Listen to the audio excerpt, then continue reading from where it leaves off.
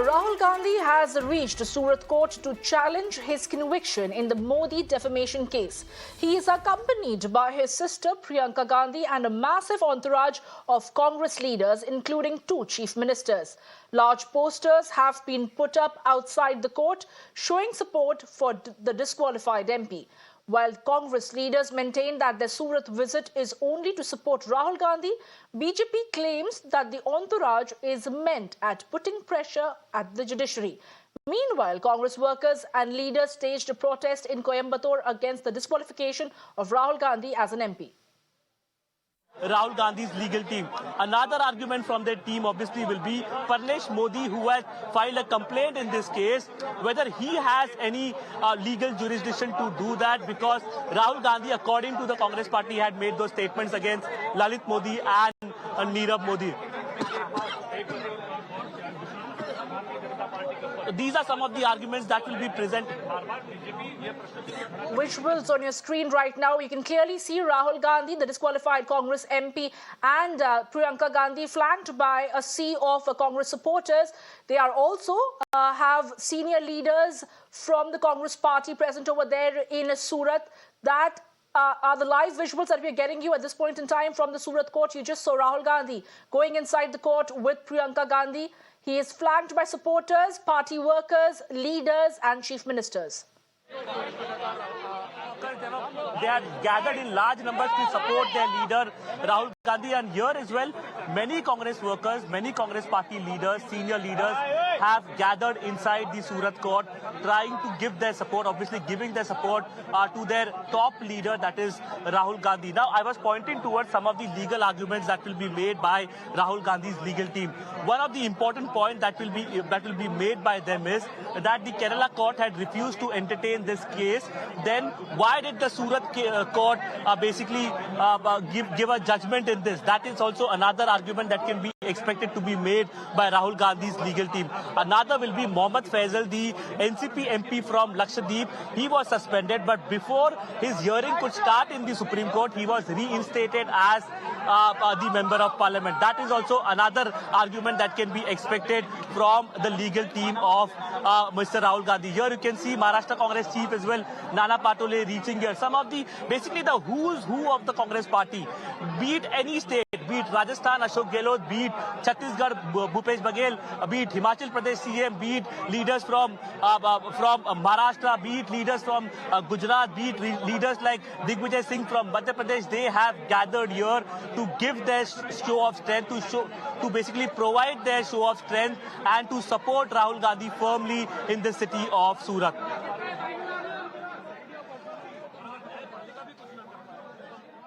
Well, absolutely, Arunil, and we are getting those live visuals that we're putting across on our screens right now for our viewers of Rahul Gandhi flanked by top Congress leaders, Priyanka Gandhi, Digvijay Singh, Nana Patole, the chief ministers from the 2 states, Ashok Gehlot, and the Himachal chief minister, Sukhwinder Singh Sukhu, along with several Congress MPs who are all present over there to put their weight behind Rahul Gandhi. The हम पूरा साथ आया है और साथ में आके उनके साथ खड़े रहेंगे. पूरा देश का कार्यकर्ता और देश का तमाम लोग, वो लोग भी आज पूरा राहुल जी के लिए उनका प्रेयर कर रहे हैं. देखिए, कानूनी लड़ाई तो कोर्ट में चल रही है, लेकिन सियासी लड़ाई आप अलग से कर रहे हैं. 100% कानून तौर पे भी लड़ेंगे, पॉलिटिकली भी लड़ने का काम हम करेंगे. सर जी, लेकिन आज के दिन शक्ति प्रदर्शन It is in his support and we are here. This was Congress leader Yashomati Thakur basically saying that our intention is only to support Rahul Gandhi. Come what may, we are going to support him. Now you can see there are more leaders who have started to arrive over here.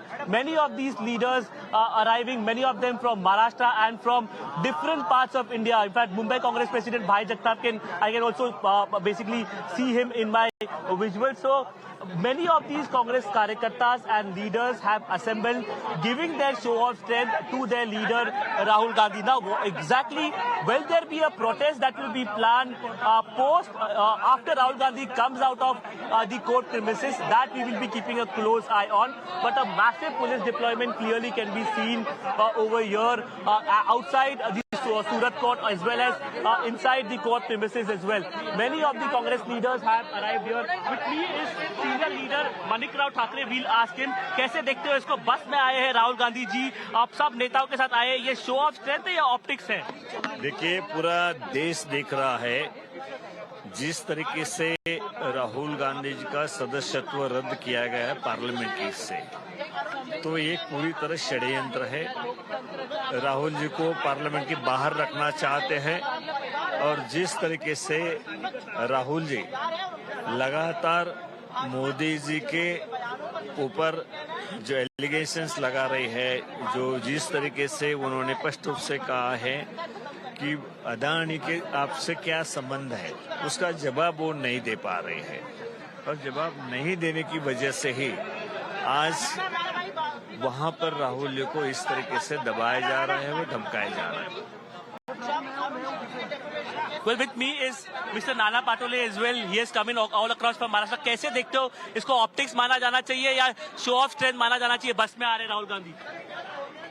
देखो, जिस तरह से झूठे case में फंसाकर राहुल जी के ऊपर 2 साल का उनको कैद सुनाई गई और जब राहुल जी इसकी अपील भी नहीं करना चाहते थे, खुद देश के गृह मंत्री अमित शाह ने जब कहा कि वो कोर्ट में क्यों नहीं जा रहे, जो डर बीजेपी ये बोल रही है लीगल इशू को आप पॉलिटिकल क्यों बना रहे हो?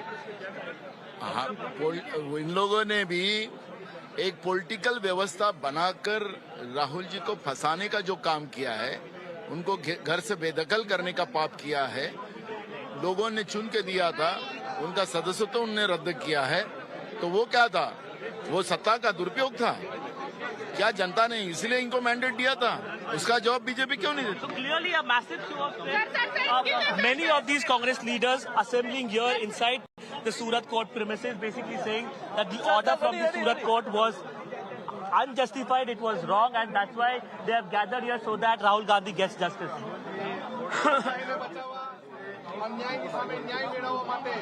आज वे इस बात की महत्वता को जानते हैं कि अब कल मुसीबत अगर खड़ी हो गई तो क्या करेंगे।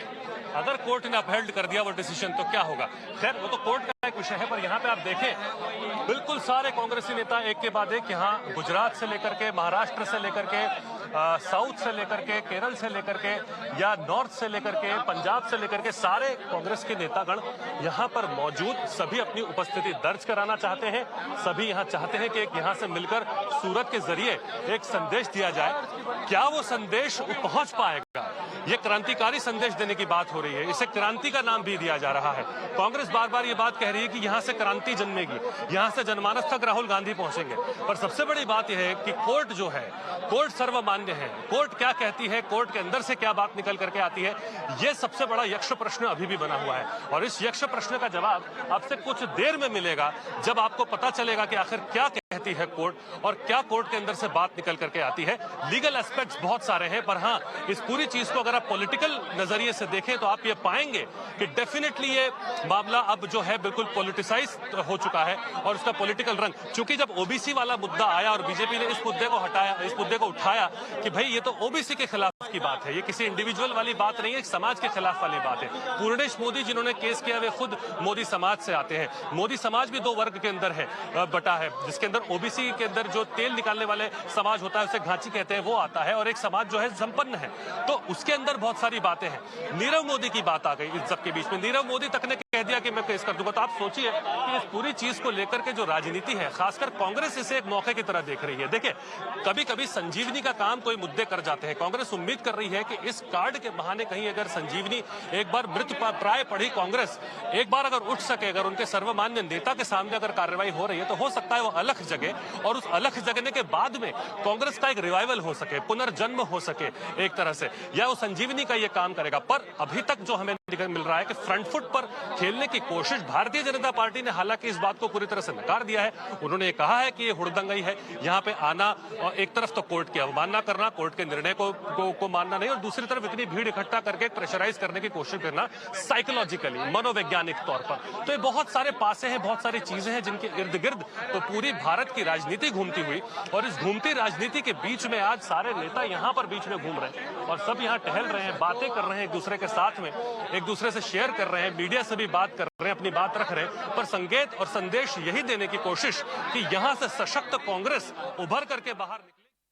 And those are the live visuals that we're getting you from the Surat court, where Rahul Gandhi has arrived with an entourage of Congress leaders. But there are also several political reactions that have come in, especially from the BJP. Let's take a listen to those reactions coming in from the BJP. Appeal करने के नाम पर हुड़दंग करने वाले हैं, रास्ता रोको, नौटंकी करो, इस प्रकार का एक माहौल गुजरात में कांग्रेस पार्टी और राहुल गांधी जी का परिवार बनाने वाला है। क्या आप न्याय प्रक्रिया पर प्रेशर डालना चाहते हैं? सरकार दबाव किसके ऊपर बनाना चाहते हैं? किसको डराना चाहते हैं? क्यों राज्यों के मुख्यमंत्रियों को सब कामकाज छोड़वा के यहाँ पे लाना चाहते हैं? पिछले 3 वर्ष जब मुकदमा चल रहा था, श्रीमान राहुल गांधी और कांग्रेस पार्टी सब क्यों नहीं लाई भी मांगने, और अब उसी दिन क्यों नहीं गए? कांग्रेस को उसी दिन पता था जिस समय 2 साल की सजा राहुल गांधी जी को, उसी समय उनकी सदस्यता चली जाए।